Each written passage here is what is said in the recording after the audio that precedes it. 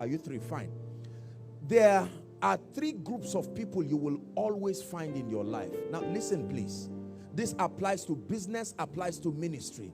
Number one, those who love you and passionately believe in you, regardless of results. They are ready to die with you. Ruth and Naomi, your God will be my God. Your people will be my people. Give them the option to leave you. They will come back again. They are called bond servants. It's as though they are in slavery, but it's love that has constrained them, not force. These are the men that came to David in the cave of Adullam.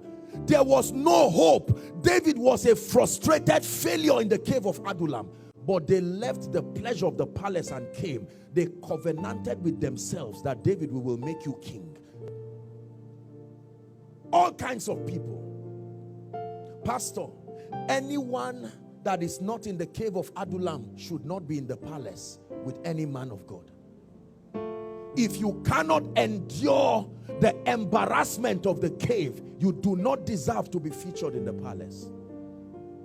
Longevity in church should not be the basis for leadership. It is the covenant of conviction backed up by a determination to submit to the man and the grace. So you will find these people. Let me tell you something that will shock you, and I want you to really believe me.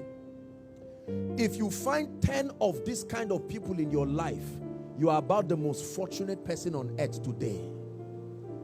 I repeat, if you find up to 10 of these kinds of people in your life, you are about the most fortunate person that will love you for no reason.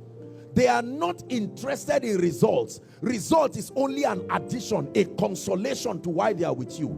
They will die with you and they will die for you. Greater love had no man than this, than a man not only willing to stand with you, but willing to give his life for you. I pray that the workers in this church become the portrait of this kind of personality, where the pastor can go to bed and be confident that these people are the people that the Lord has given to me. Number two, there are people who they don't love you as a person, but they love what you represent and they love what it means to them. Are we together? So if you are anointed, they love the anointing, and since you are the custodian of the anointing, they will continue to partner with you for as long as there is progress. The day they find an option that is faster and higher than you, they will go in a heartbeat. They are more concerned about the result than the person. So for as long as the church or the business is rising and increasing, they love it. Pastor, I love you. Did you see the wheelchair? Pastor, I love you. I mean, we just bought these sounds. I mean, Pastor, where did you get 100 million naira? I mean, you just got favor with the president. I'm seeing your photos everywhere. The difference between this guy and this guy, both of them do the same thing. Motif is the difference. You will be deceived into things. They are the first to wake you up in the morning. Pastor, you want to travel? Can I do anything for you? And you are so touched and say, my God, what a person. Was it not Peter who told Jesus, you know, Jesus told him, let me wash your feet. Say, no. I honor you too much to allow you do this. And brothers and sisters, in a heartbeat, Peter ran away. A little girl saw him and said, I've seen you in one crusade. I don't know what you are talking about. And Jesus looked at him. They don't love you. They love what you represent. They love your progress. A majority of the people you find in church are here.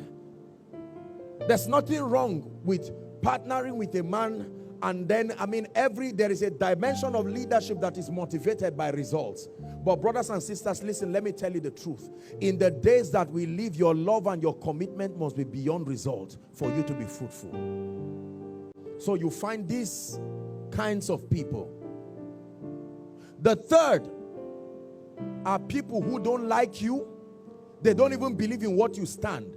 But when you are fighting an enemy that is also their enemy, they will partner temporarily to join you. Are you seeing that now? The scribes and the Pharisees had always been enemies. Are we together? They had arguments about the resurrection. They hated themselves. But at this point in time, they discovered that Jesus came. He was a bigger enemy. And so they came together as a team. Do you know, once upon a time, Barabbas was a capon. He was a destroyer. I remember there was a day they convicted that guy. But with respect to Jesus, Barabbas, please go free. Because there is a big... When we kill Jesus, we'll revisit your case. But for now, you are free. Are we together? They hate you. They will talk bad about you in the office.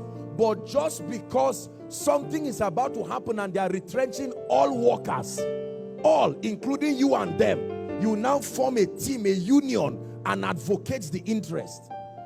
When, well, not much of religious crisis happens here, but down north where I am, when there is a religious crisis, no one will ask whether you are from this church or this. A Christian is team 1. A non-Christian is team 2.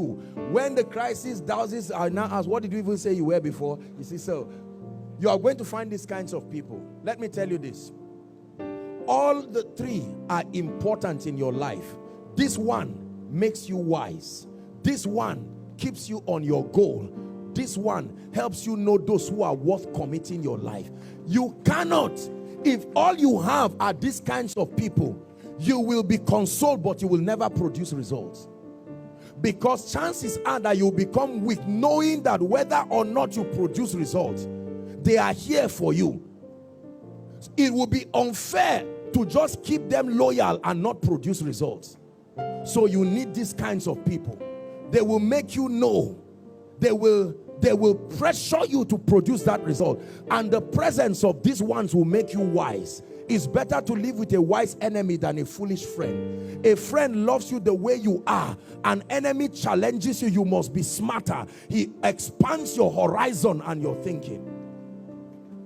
This, listen, in a great house, there are all kinds of vessels. In a great house, in house of David, there are these people. In Koinonia, there are these people. Everywhere, every business. It is up to the man of God to sustain discernment, so that when you want to appoint people in a department that has to be result oriented, you know that it takes more than loyalty. You need somebody who is passionate about results. Are we together now? Yes.